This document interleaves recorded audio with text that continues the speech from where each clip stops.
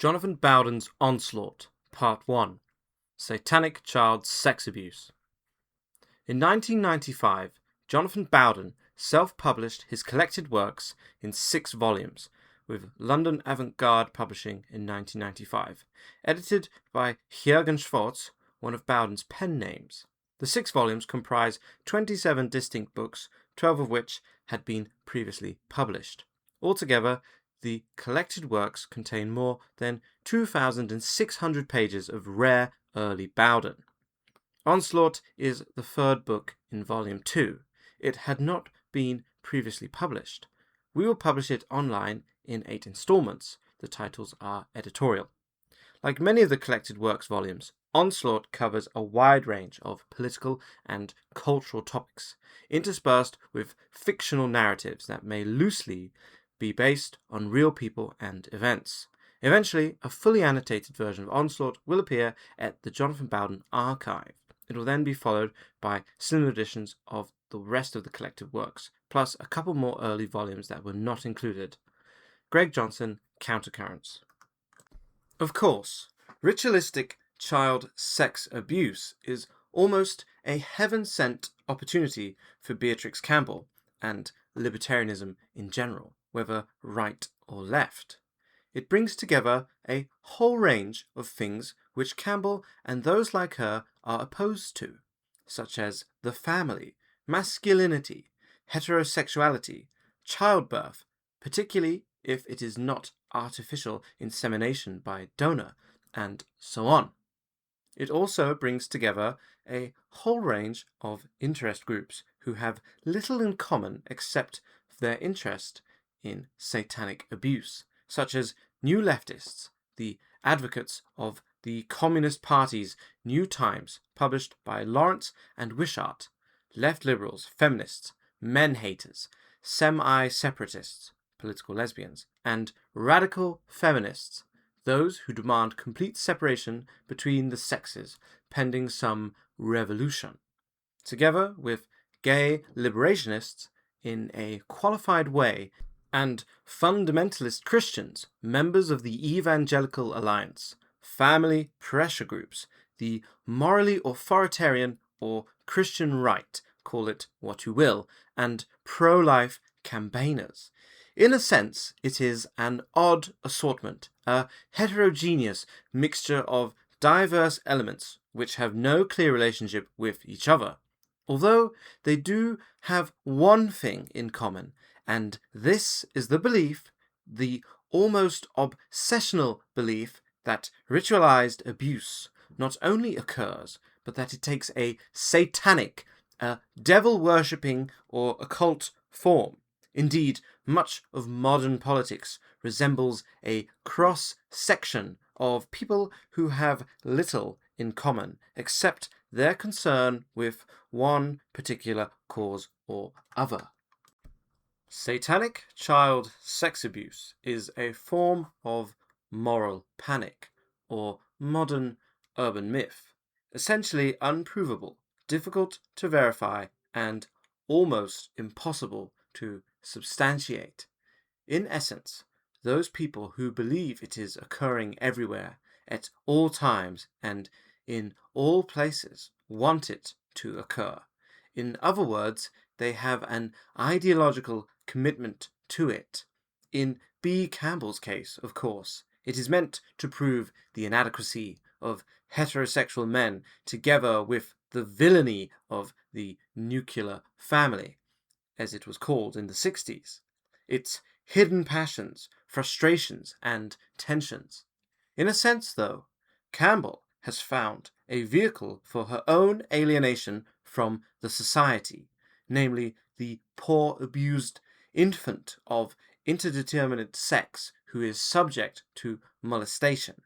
Moreover, this is a child, an infant prodigy in reverse, who is an identikit victim, a victim of molestation by the power, namely the power of fathers, heterosexual men.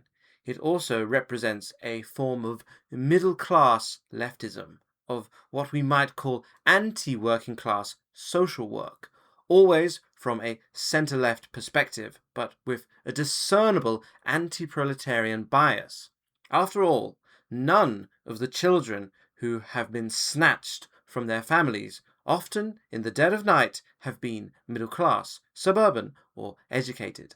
On the contrary, they tended to be lower working class, poor, and virtually uneducated. Indeed, in both the cases in the north of England, namely in Cleveland in the northeast and Rochdale in Greater Manchester in the northwest, the families concerned were lower working class, while the social workers were indisputably middle class or educated working class, which amounts to the same thing. As a result, these dawn raids, as it were, are a form of left-wing vengeance against the working class, a form of social coercion, what we might call social work as a form of social policing. When we remember that this point about the anti-proletarian bias of these investigations would only be made politically by the anarchist ultra-left and parts of the conservative ultra-right, in a sense, therefore, the politics of child sex abuse is a struggle within the left, or at the very least within the class-based conspectus of the left. As a result, it is a clash between two cultures and two views of reality, both of which were formerly associated with the centre-left in British political life. Moreover, this can be seen in the trenchant opposition to this child sex abuse by the courts on behalf of certain Labour MPs and councillors, together with more traditionalist elements of the police. This was something which was again reflected in the bitter hostility towards right-wing Labour MPs, such as Stuart Bell, who supported the families throughout this ordeal.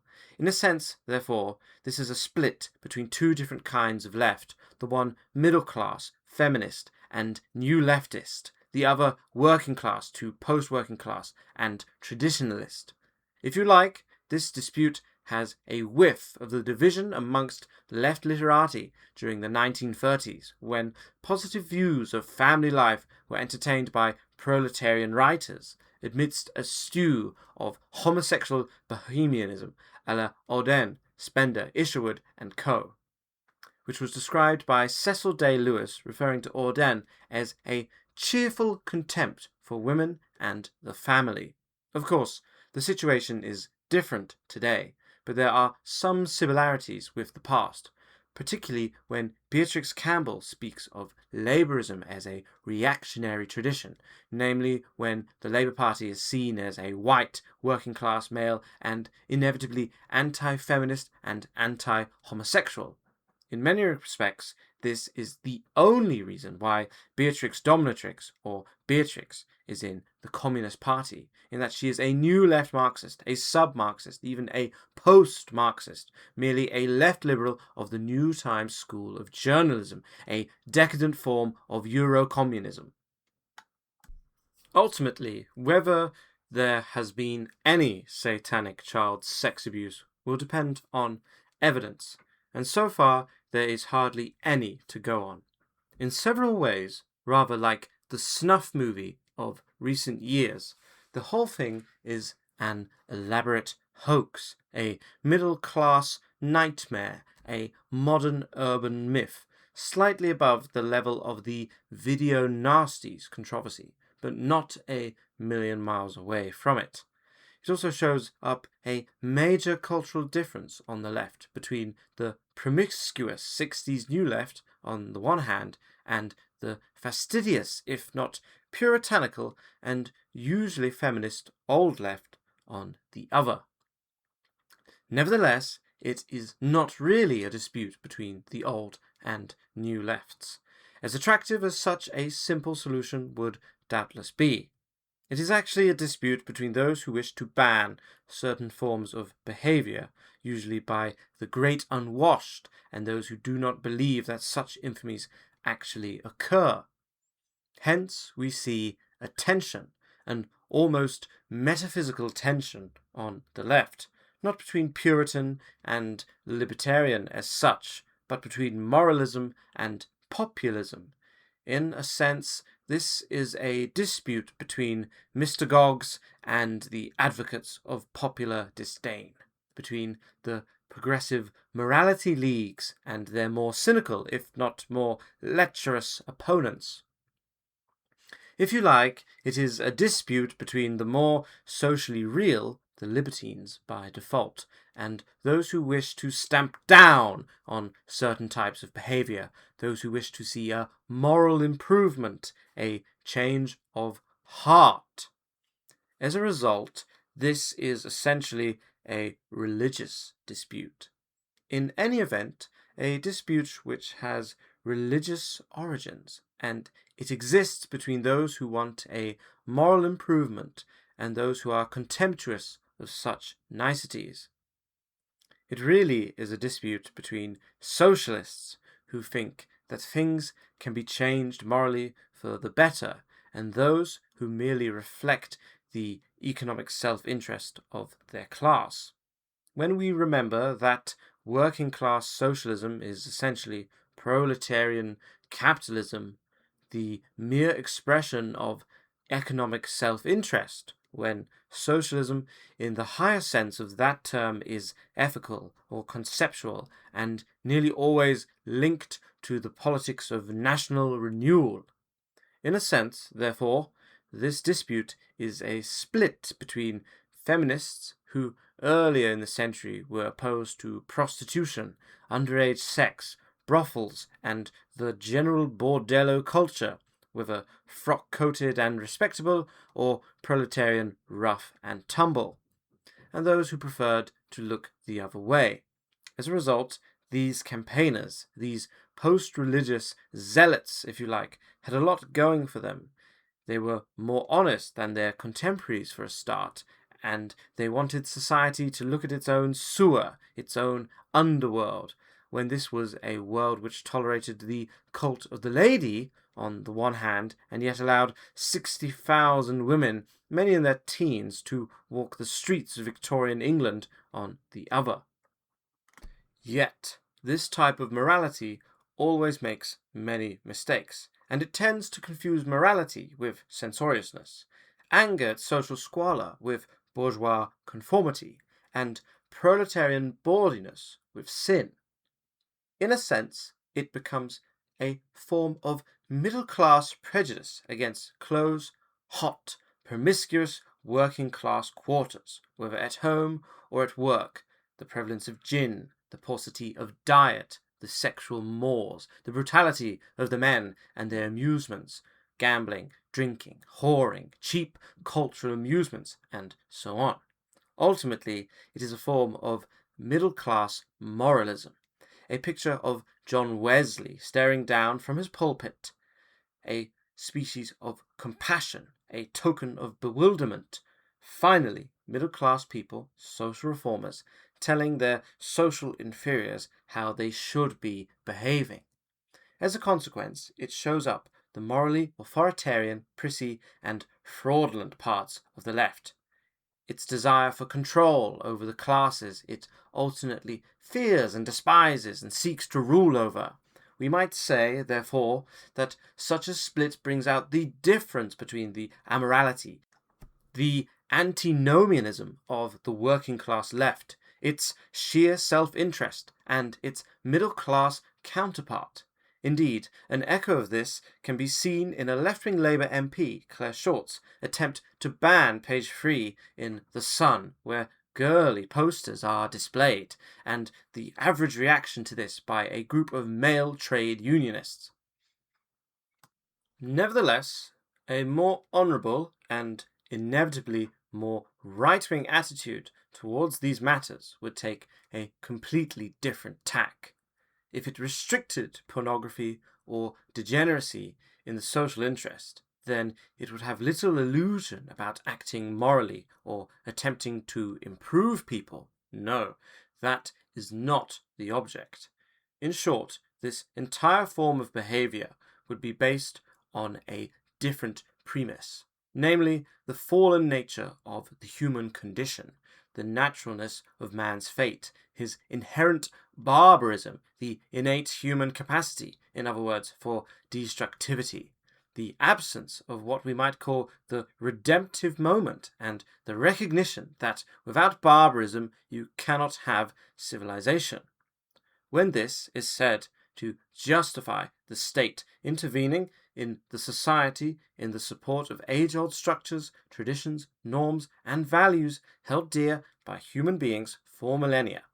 This is not, let it be said, for moral reasons, to improve men and women, merely to enforce the absence of error, to marginalize the antisocial, restrict human folly, and turn it into more regulated channels. This is not an attempt to make human beings better, but to stop them getting worse, to prevent them from falling, from dropping down to the true evaluation of their own instincts, in a sense to use the prohibitions of the state against nature whilst remaining true to the brutality endemic in our animal natures. When we remember that human beings are sentient animals, mammals with self-consciousness, whose natural urges need to be canalized by the state for the glory of the nation, so that degeneracy is turned into barbarism in the service of the state, in the service of the nation, in accordance with a higher good, a greater evil. As a result, forms of degeneracy, such as prostitution, pornography, homosexuality, pedophilia, drug usage, and so on, are restricted by the state, not in the belief that they will disappear, but in the belief that they need to be restricted, lest other evils befall.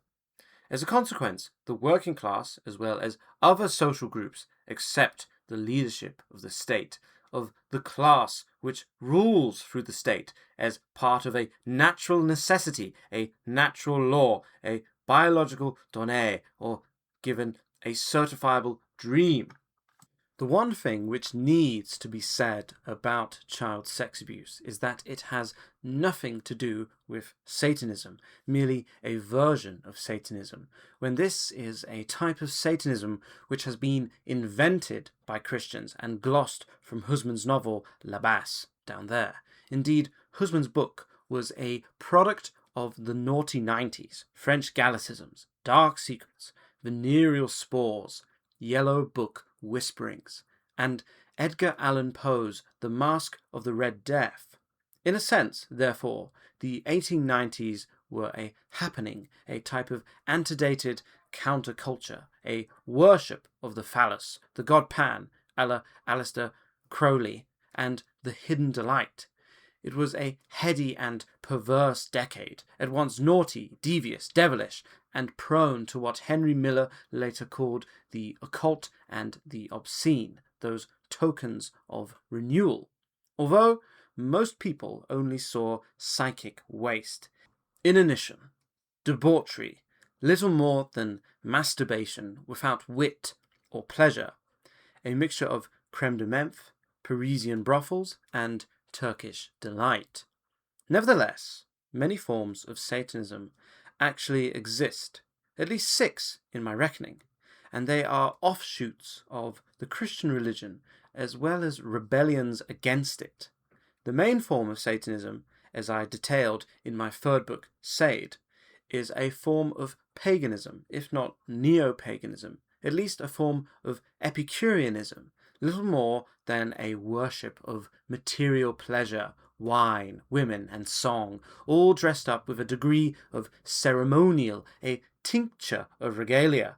In a sense, it is a cult of health, nature, and spirit, hikes in the mountains, germ and youth troops, sacrificial pundits, and mock solemnity. The sort of pathos which Llewelyn Powys stood for without the boxer shorts. To return to a familiar point, Beatrix Campbell and her associates fail to understand the nature of child sex abuse because of their libertarian bias. This is the fact that they view human beings in an instrumental way, in what we might call a mechanistic or utilitarian manner. Of course, certain libertarian thinkers would dispute this, and Martin Summers, a member of the Institute for Economic Affairs, the IEA, has done so in my presence.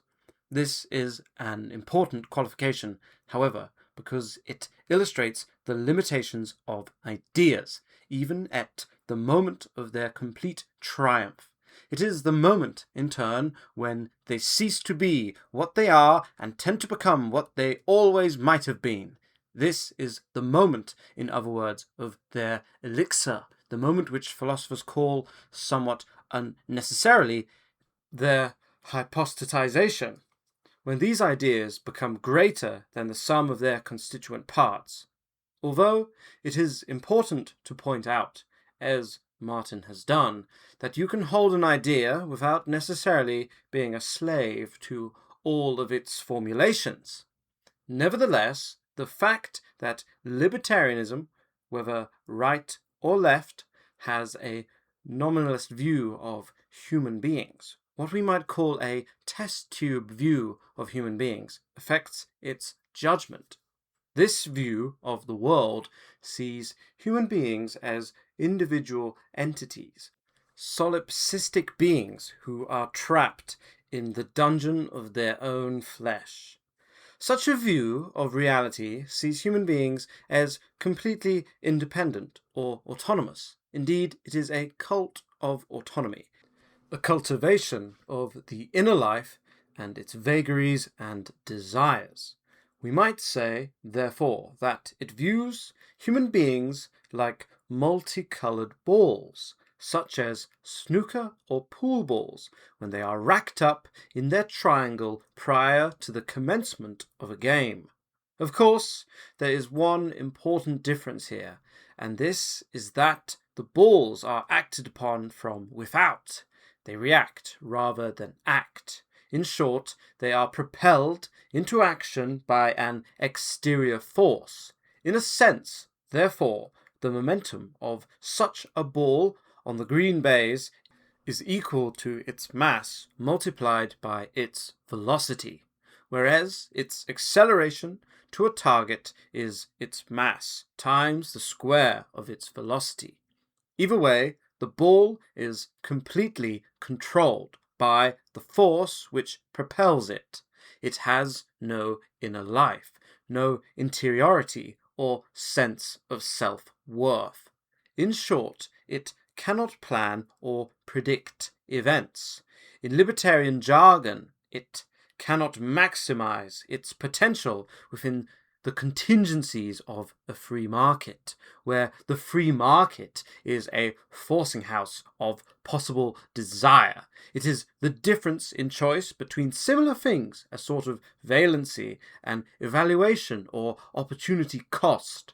In such a world, the individual chooses to be free, or at the very least, he makes free choices. He determines between different courses of action. Nevertheless, how far does this indicate he is free? Is he just free to consume, according to this analogy, or is there something else to it?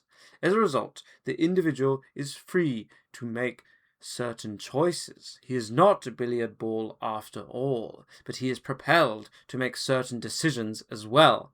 He is not entirely free. In other words, he is under some form of compulsion, and he is propelled between different objects, like a pinball in a slot machine. Needless to say, he does have some of the attributes of an interior life, such as his family, sexual passion, infantile remembrance, and so forth, but he is not altogether free. Ultimately, he is in the grip of forces he cannot understand, and these are tensions and possibilities, fleeting moments of self which exist beyond his comprehension. Indeed, Brian Micklethwaite, a doyen of the Libertarian Alliance, once became very angry with me about these things at a meeting, and he confirmed that libertarians do not deny certain definitions of individuality. When these definitions, these desiderata, such as the family, are inevitably inhibitions to individual freedom, they define and limit the choices available. Although this, in turn, can be used to illustrate the fact that they adumbrate the choices available. In short, they extend these choices through their limitation of them. Bit of an odd piece of writing, this one. It's probably the most difficult Jonathan Bowden work that I've read so far. I'm worried, or not worried, I'm cautious that Apocalypse TV will be like this. But this is really interesting to me because Jonathan Bowden, he's writing this in 1995, according to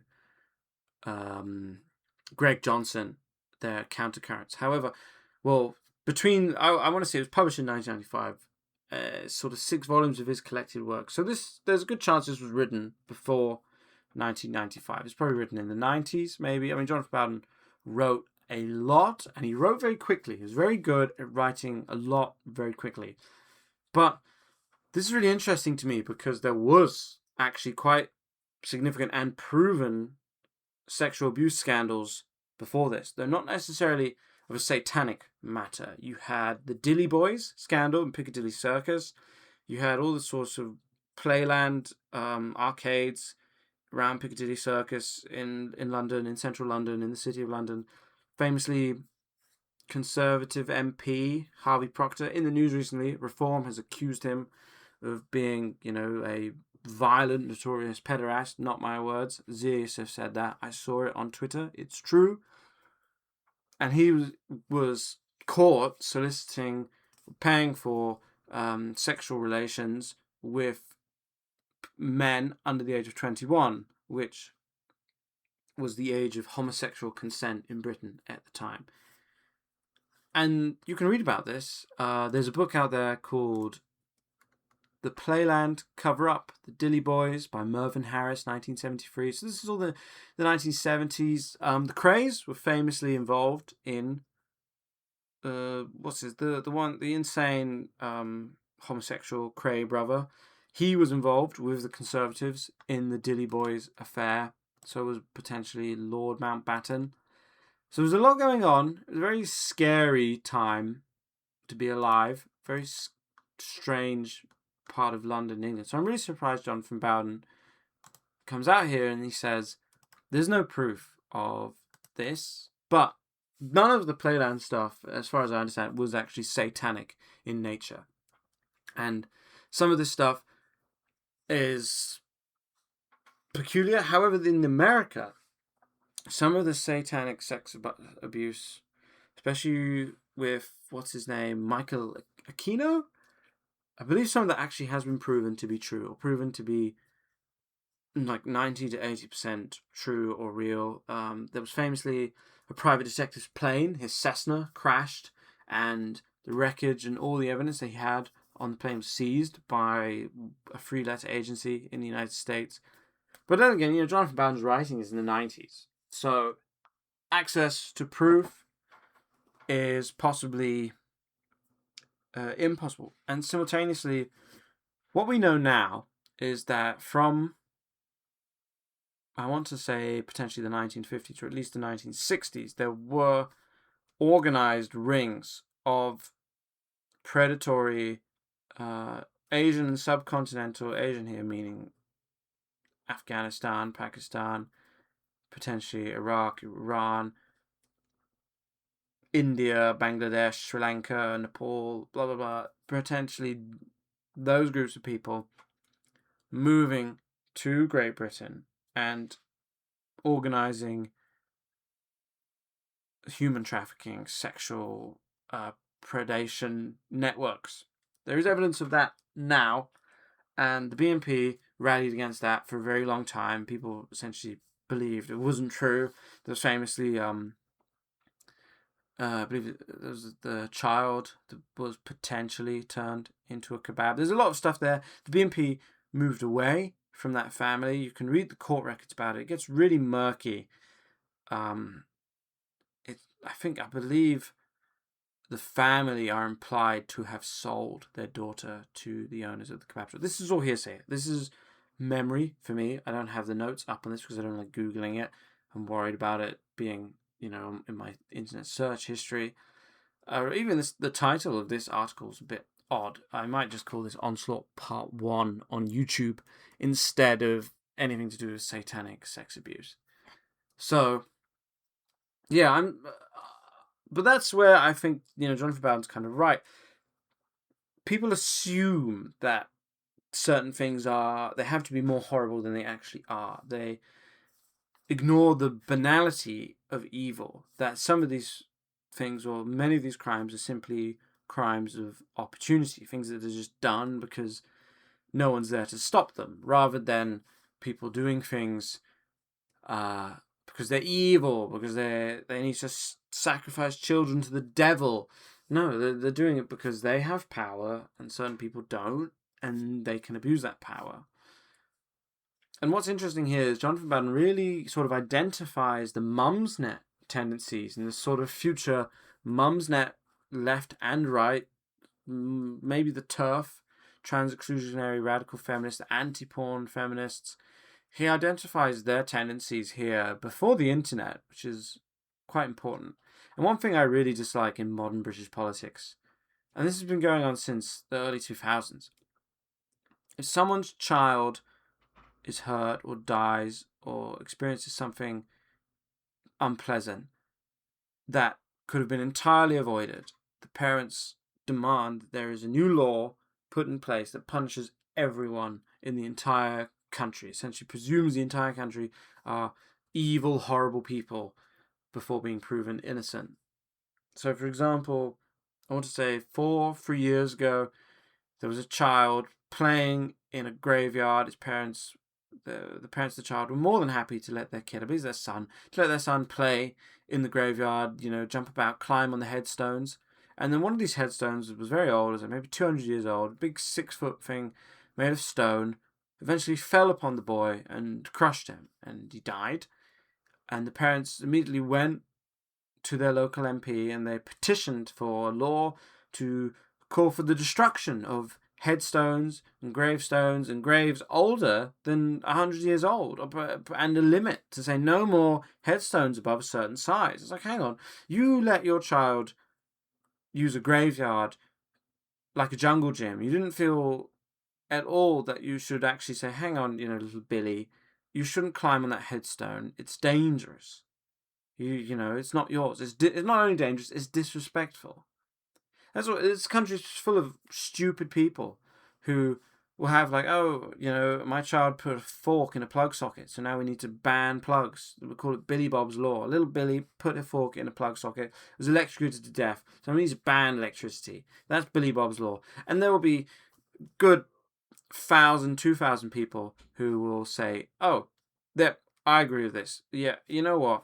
Everyone in this country is evil. Everyone in this country is happy to just push headstones over onto children. So we just need ban headstones. Let's ban headstones. And that's what I think John Bowden here is attacking, this tendency. And it comes from the left, it comes from the right, especially comes from sort of the parental people who, I don't know if you've experienced this, I've experienced a lot, but you meet left-wing people who, the moment you start talking to them, they act like your parents. They're like, oh, you'll grow out of that. You'll grow out of being right-wing. They act like they're somehow more intelligent than you, more mature than you, even if they're younger than you, even if they have less experience, less knowledge than you. When you start talking to them, they become dismissive. They start talking down to you. They're very condescending. That's where this comes in. Oh, we're your parents. We know better than you. You're wrong. We're right. We're going to be the parental figure here. And that's another thing here. This is what what Jonathan Bowden rallies against, is sort of social services attacking the family, because not only are these urban myths, these social services, they're designed to in some ways separate the virile masculine figures who represent strength, honor, courage. They're meant to break up the family and to put the children in control of the state, to put them at state-approved foster homes. And there's this real sort of obsession with the family and how children should be, and the idealized childhood. This country is obsessed with people who are trying to give children, are trying to vicariously live through every child in the entire country, especially with the current social media changes being implemented. I know I would not have half of the knowledge I have today if I had to suffer through any of these laws being implemented by the Labour Party, by the Conservative Party before. These laws are horrifying. They're terrifying. They're basically going to zombify the youth. It's going to basically prevent anyone under the age of 18, from having an actual chance at life, because they're going to be forced into the horrible state school system. Is their only form of socialization. They're not going to be able to really do anything after school. The whole, like, the iPad generation already screwed. Now they're going to be even more screwed. Now, we've carried on for quite some time here, and I've deviated from the point here. But I think John Brown really is attacking these people. He's really sort of predicting the rise of Mumsnet here. I mean, that was one thing, in a way, which I think is quite interesting, is before the internet, snuff movies, like Dagestani chainsaw massacres, it didn't really exist. It wasn't really a thing. You had, at one point, I think, there was an Italian documentary film or documentary company that put out a movie called, like, Faces of Death. And that was, in some ways, it was sort of like a spoof reel, because it was essentially any time, like, people had died whilst making movies, I believe. So it had, like, some infamous movie set deaths where some ordinary people, I think the most gruesome one was, like, on the Twilight Zone, where a helicopter being used to film a Vietnam War section malfunctioned, and the pilot and the people on board were killed on set. But that's what's on Faces of Death. It's not really stuff that's been made on demand. Whereas now, with the cartels and the proliferation of technology with the third world, with especially the radical fundamentalist Islamic world, now snuff movies most certainly exist. But even on the darknet and the deepnet, and I've used both. I've been on for a long time. Finding actual, like, hardcore stuff from the world of Manhunt video game, as if Manhunt come to life, it was genuinely impossible or extremely hard. You'd had to essentially pay for someone to make it for you. It wasn't just there. I mean, of course, those things like what's his name? The U.S. I want to say a senator. There's like a local politician who pulls out his revolver on television. That was on YouTube. I remember watching that on YouTube. It's like a shock video that people sent you. That's something that's completely gone now. No one ambushes you with videos anymore. It was quite interesting, quite bizarre. Early 2000s internet, it was acceptable to prank your friends by sending them, lemon party or meat spin or, even hentai. It's absolutely peculiar. As like a 12-year-old boy, you think, oh, I know the best way to get back at my internet friends on Steam. I'm going to send them Rick Roll, and then after Rick Roll gets boring, I'm going to send them Meat Spin or Lemon Party or even Blue Waffles. Horrifying stuff. But that world is completely gone. Maybe for the best, maybe for the worst. We're not quite sure yet. But going back here, Puritanism, Jonathan Bowden here is really sort of attacking the right-wing and left-wing feminists, attacking that sort of knee-jerk, reactive, almost third-wave feminist culture that exists on both the right and the left. But, you have to take this piece as it came through. I mean, for example, he talks about the attempt to ban page free. Well, it's gone now. Page free's gone. Imagine that. Let's go back to the 90s and tell Jonathan Bowden that they would win, that they would ban page free. It's gone. Page free, was a British institution, and you can say you dislike it and you can be trad, but it's something that was gone, and it wasn't removed for right-wing, traditional, or moral beliefs. It was removed by sort of feminists who simultaneously promote the commodification, the sexual commodification of women with OnlyFans, etc. But they ban page free. It doesn't make sense. But it doesn't make sense because page free appealed to sort of the virile masculine tendencies. It represented sort of one of the last hurrahs of the masculine patriarchal culture. We won't talk about the patriarchy, but it's gone. The patriarchy is long gone. We really do live in a matriarchy now, or some kind of non-binary feminized, effeminate patriarchy, non-binarchy, some kind of weird anti-patriarchy rather than a matriarchy, truthfully, like a quasi-anti-patriarchy. How you have an anti-pope and a pope. In some ways, interestingly, whilst Jonathan Bowden attacks libertarianism in this piece, he also, in some ways, promotes it because he is against the state intervening in a parental role, in a sort of like a strong father figure state. He talks about you restrict pornography not because it is about acting morally or attempting to improve people, but it's focusing more on the fallen nature of mankind, of this inherent barbarism, is the innate human capacity for destructivity. So it's really what he talks about is not attempting to make human beings better, but to stop them from getting worse, because the heroic struggle, discipline, honor, etc., all of these things require your personal will to act upon it, as far as I understand. That is where the heroic comes from, is your ability to impose your will upon your base natural instincts, rather than having the state impose a will upon you and your base natural instincts. So in some ways, I think that is actually potentially more libertarian. That Jonathan Bowden is potentially here in this piece a right libertarian, because he doesn't want the state to impose too far and to sort of restrict what we can and can't do for feminist left-wing reasons, condescending reasons. At least that's what I believe. But yeah, this is a strange article. It's a good article. I would say read it, take it with a grain of salt, read it again, read the entire Onslaught collection, because it's new-ish, new to us. I don't believe it's available for sale anywhere. That's one of the interesting things. There's lots of self-published Jonathan Bowden books available online. Well, not available online, but mentioned online. I've never found any for sale on various secondhand book websites, on eBay, just generally online.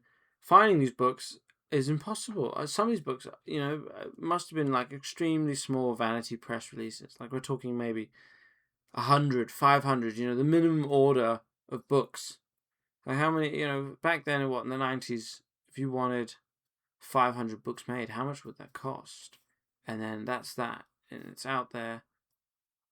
People buy them, and if they don't buy them, they end up in the tip. That's probably where they are. In the tip or in people's storage lockers or containers or somewhere. Maybe they're in Greg Johnson's house. Maybe, Countercurrents. Well, they are releasing them. So Greg Johnson must have copies of everything, or know how to track down copies, because I can't. Though I did see a really funny thing. There was a copy of Blood by Jonathan Bowden on eBay for sale in Lebanon, which is really quite funny to me. And the same seller on eBay in Lebanon, he had some Miguel Serrano, some Savitri Devi books available. They're all like first editions. This was a really serious collection in Lebanon that was being liquidated. Potentially, he was worried about them being blown up by the by the war. Hopefully that didn't happen. Hopefully he found a buyer. I was very tempted to buy Blood, but it was very expensive, and I wasn't sure about shipping from Lebanon to Great Britain. That would potentially be a bit detrimental. I don't know. Maybe not. Anyway, that's enough from me. We've gone on for far too long. The Onslaught series is very long, so I'm not sure how much commentary I'm going to do afterwards. I felt like this one needed a fair bit of commentary. I've recorded several commentaries for this and deleted it because it's really hard not to rant and go into my sort of anti-Mumsnet personal beliefs. But at the same time, it's there. I can see it in this work, and I really understand the angle that Jonathan Bowden is coming from here, and sort of his denial of the satanic ritual abuse. But at the same time, this is a very extreme topic. and I don't want to tread on anyone's toes. And there are lots of people on the right who would treat this as heresy. This is sort of, in some ways, the anti-Bowden. And I'm surprised no one's actually mentioned this article at all. But I do believe Ed Dutton, with his Shaman book, potentially damaged the digital perception of Jonathan Bowden. He's no longer... I mean, he's still extremely popular with the British right, the British far right. But to the Americans, I'm not so sure. But then again, Greg Johnson and Countercurrents, they're American. And Americans, they love... Some of them do love Jonathan Bowden. Some of them don't. I can't really say here nor there on that. But I think Ed Dutton's book of him, saying, oh, Jonathan Bowden is a horrible liar, he made everything up. And certain people taking that as a sort of sign that actually shouldn't do anything related to Jonathan Bowden. And there are people who attack Jonathan Bowden for, being mentally unwell and going insane and not having any children. But really, in my personal opinion, Jonathan Bowden sort of carried out the ultimate sacrifice at the end of his life, where he, in the last sort of maybe 5 years, everything he had was reserved for his beliefs, for promoting the sort of cultural rejuvenation of Great Britain and Europe and the Western world as a whole, really, including Australia and the United States of America and Canada in that. But yeah, that's all of it for me. It's quite a long one. Appreciate anyone who's listened all the way to the end. And enjoy it. And I'll see you on the next one. The next one, I believe, is either about Celine or American Psycho. Celine's one of my favourite authors. I did read the American Psycho novel this year, so it's all fresh in my head. So hopefully I'll have some good takes. Hopefully Jonathan Bowden will be able to say some interesting things. I believe the article is about the novel, the Bret Easton Ellis novel. Is it Bret Easton Ellis? Did American Psycho? I believe so. I believe, the article is about the novel, not the movie, though I'm sure the movie will be referenced. Actually, the article might have been published. It was published in 1995. It could be published before the movie came out. I need to check that. Anyway, thank you all very much, and see you next time.